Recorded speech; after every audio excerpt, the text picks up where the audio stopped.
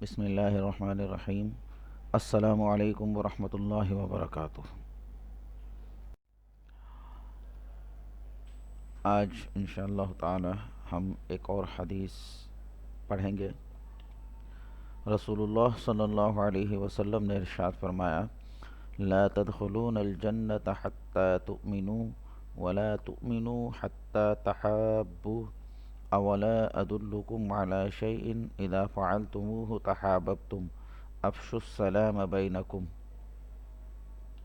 ترجمہ اس حدیث کا یہ ہے کہ تم جنت میں داخل نہیں ہو سکتے یہاں تک کہ ایمان نہ لے آؤ، اور مومن نہیں ہو سکتے یہاں تک کہ آپس میں محبت نہ کرنے لگو۔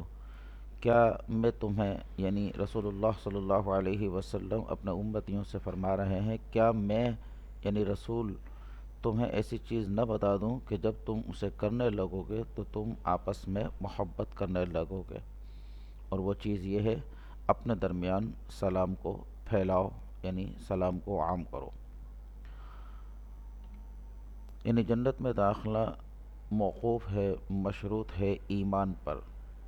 ایمان لائیں گے تو جنت میں داخل ہوں گے، اور ایمان کی تکمیل مشروط ہے، موقوف ہے آپس میں محبت پر۔ ایمان اس وقت کامل ہوگا جب ہمیں آپس میں ایک دوسرے سے محبت ہوگی۔